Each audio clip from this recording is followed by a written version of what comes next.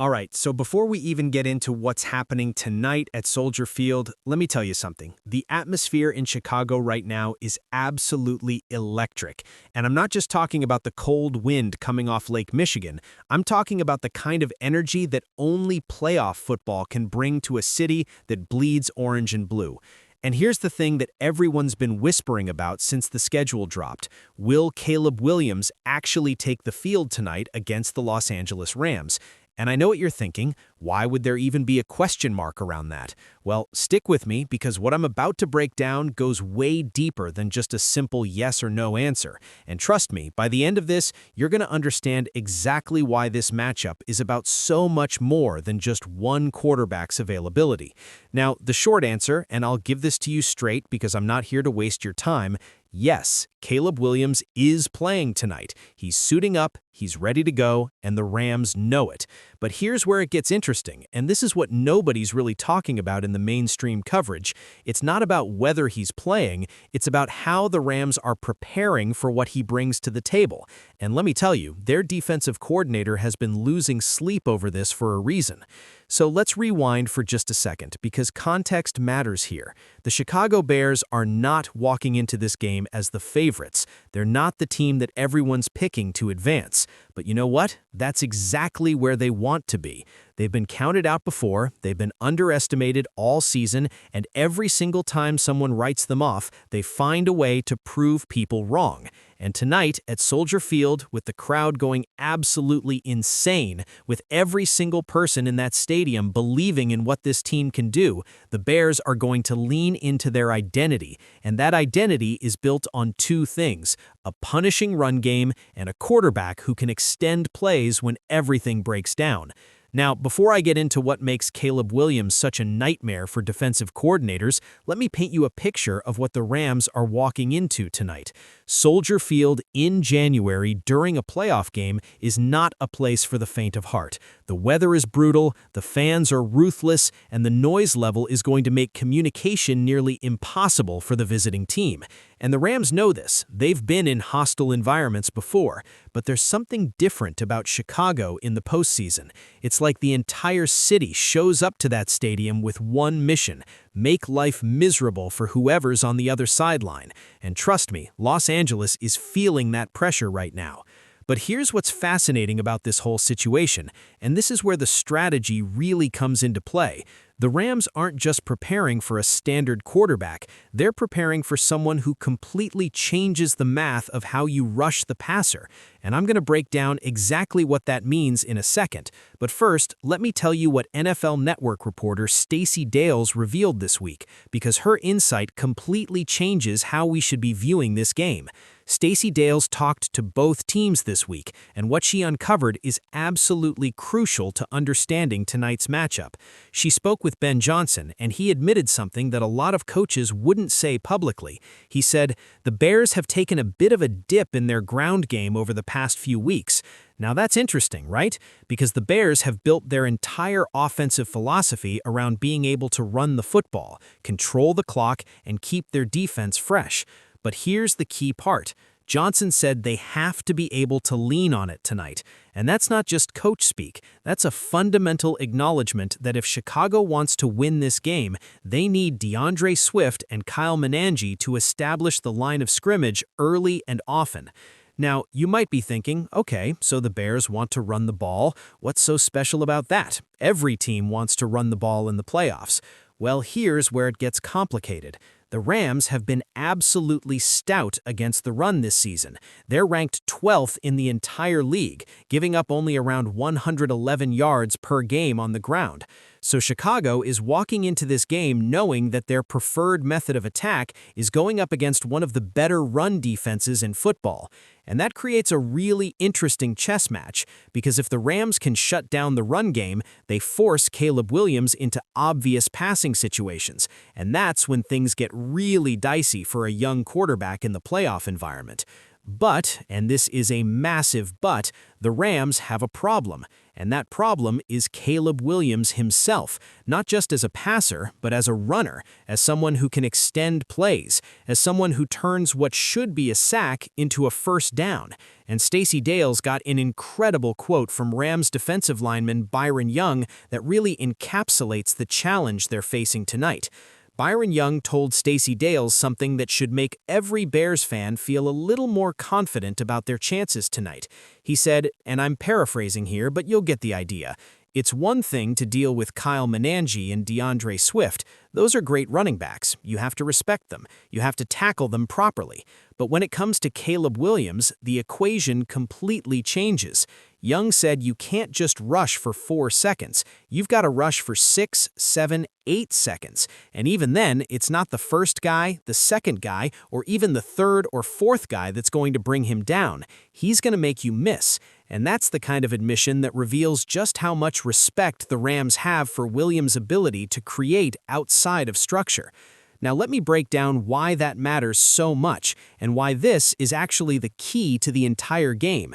When you're rushing the passer in the modern league, your average play lasts about 3 to 4 seconds. That's the standard. That's what defensive linemen train for. You get your rush, you execute your move, and you either get to the quarterback or you don't. But with Caleb Williams, that timeline gets thrown completely out the window. You're not rushing for 4 seconds. You're rushing for 6, 7, sometimes 8 seconds. And here's the problem with that. The longer a play goes on, the tireder your defensive line gets, the more opportunities there are for something to break down in coverage, and the more likely it is that Williams finds someone running wide open downfield, because the defensive backs have been in coverage for an eternity. And this is where Chicago's game plan really comes together. Because even if the Rams shut down the initial run game, even if they win at the line of scrimmage on 1st and 2nd down, the Bears have a built-in safety valve. And that safety valve is their quarterback's legs and his ability to improvise. And you know what? That's exactly the kind of weapon you want in a playoff game. When the script gets thrown out, when the play breaks down, when everything seems to be falling apart, you want a guy who can create something out of nothing. And Caleb Williams has proven time and time again this season that he's capable of doing exactly that. Now, I want to take a step back for a second and talk about the bigger picture here, because this game represents something really significant for the Chicago Bears as a franchise. This isn't just another playoff game. This is a statement about where this team is headed, about whether Caleb Williams is the guy who can lead them back to relevance, about whether this coaching staff has what it takes to compete with the elite teams in the NFC. And the answer to all of those questions starts with tonight's performance at Soldier Field. The Rams are coming into this game with their own set of expectations. They're a well-coached team, they've got playoff experience, they've got a defensive front that can wreak havoc when they're clicking. But here's the thing that worries me a little bit if I'm a Rams fan. They're walking into one of the most hostile environments in all of football, against a team that has nothing to lose and everything to prove. And that's a dangerous combination, because when you've got a young quarterback who's fearless, a fan base that's absolutely rabid, and a coaching staff that's willing to take risks, you never know what might happen. Let me tell you what I think is going to be the defining factor in this game. And I know this might sound obvious, but bear with me. The team that wins the turnover battle tonight is going to advance. Period. End of story. And here's why that favors Chicago more than people realize. Caleb Williams has shown remarkable poise for a first-year starter. He's not forcing throws into tight windows, he's not panicking when the pocket collapses, and he's making smart decisions with the football. Now, obviously, there will be moments tonight where he's tested, where the Rams disguise coverage and try to bait him into making a mistake. But if Williams can protect the ball and avoid giving Los Angeles short fields, the Bears have a legitimate shot to pull off what some people are calling an upset. Now, let's talk about the tactical adjustments that Chicago needs to make if they want to exploit what the Rams are giving them defensively, because this is where coaching really matters. Ben Johnson and his offensive staff have spent the entire week studying how the Rams defend mobile quarterbacks. They've looked at film from earlier in the season when other teams tried to attack Los Angeles with scrambling quarterbacks. And what they found is that the Rams sometimes get too aggressive with their pass rush. They commit too many bodies upfield, and that creates running lanes for athletic quarterbacks who can pull the ball down and pick up chunks of yardage. So here's what I expect to see from Chicago's offense tonight. A lot of designed quarterback runs early in the game. Not every play, obviously, but enough to make the Rams respect the threat. You force them to keep a spy on Williams, you force them to be more conservative with their pass rush, and suddenly you're creating more time for your receivers to get open downfield. It's a cascading effect, and it all starts with making the defense uncomfortable about how they defend the quarterback position.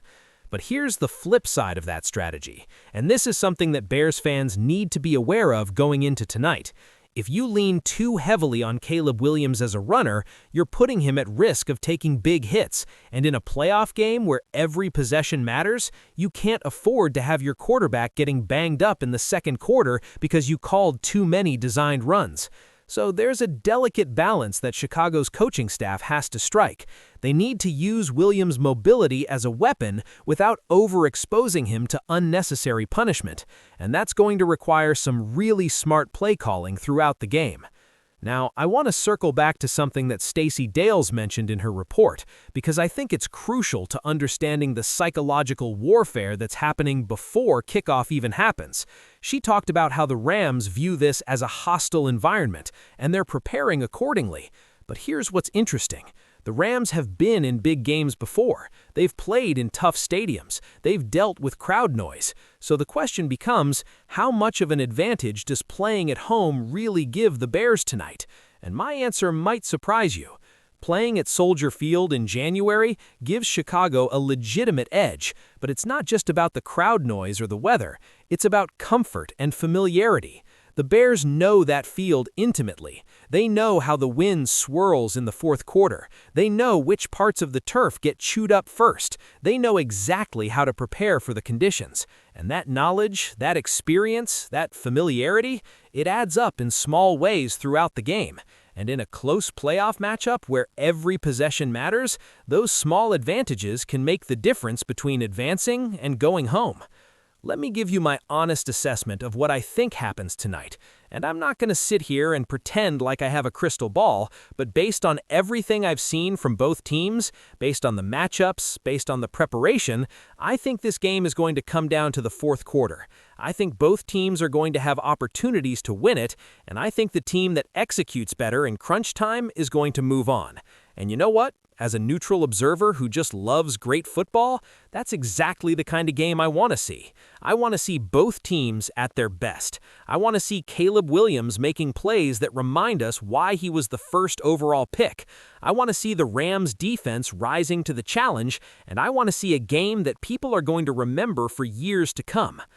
The injury question surrounding Caleb Williams has been definitively answered. He's healthy, he's ready, and he's going to play without any restrictions. The Bears are not holding anything back tonight. They're putting their franchise quarterback out there and trusting him to deliver in the biggest moment of his young career. And honestly, I love that approach. You don't draft a guy first overall to protect him from big moments, you draft him to thrive in them. And tonight at Soldier Field, Caleb Williams gets his chance to show the entire football world exactly what he's capable of doing. Now, as we get closer to kickoff, I want you to keep a few things in mind while you're watching this game. First, watch how the Rams adjust their pass rush based on what Williams is doing. If he starts gashing them with his legs early, you're going to see them get more conservative. You're going to see them spy him more often, and that's going to create opportunities in the passing game. Second, watch Chicago's run game in the first quarter. If DeAndre Swift and Kyle Monangai can establish themselves early, that completely changes how the Rams can defend the rest of the game. And third, watch the turnover battle, because in a game this tight, with stakes this high, the team that protects the ball is the team that's going to advance. The Bears have stayed patient all season. They've trusted their structure. They've relied on sustained drives rather than quick strikes, and that approach has gotten them to this moment. But now they're facing a Rams defense that prides itself on forcing long, uncomfortable possessions, that prides itself on making teams earn every single yard. And that creates a fascinating style in contrast. Chicago wants to grind you down. They want to keep their defense fresh. They want to win the time of possession battle. But the Rams are built to withstand that kind of attack. They're built to stay disciplined for 60 minutes. And that's what makes this matchup so compelling. Stacey Dales' reporting this week has given us incredible insight into how both teams are viewing this game, and what's clear from their conversations with players and coaches is that both sides respect each other. Both sides understand what the other is trying to do, and both sides are confident in their ability to execute their game plan. And honestly, that's what playoff football is all about. It's not about trash talk or bulletin board material. It's about two well-prepared teams going out there and competing at the highest level. And may the best team win. As we head into tonight's game, the narrative around Caleb Williams' availability has shifted from whether he'll play to how the Rams will contain him. And that's a significant development because it shows you just how much respect Williams has earned in his first season. Defensive coordinators around the league are having to completely rethink how they approach Chicago's offense because of what he brings to the table. And that's the mark of a truly special talent. When you force the other team to change their entire defensive philosophy just to account for one player, you know you've got something special.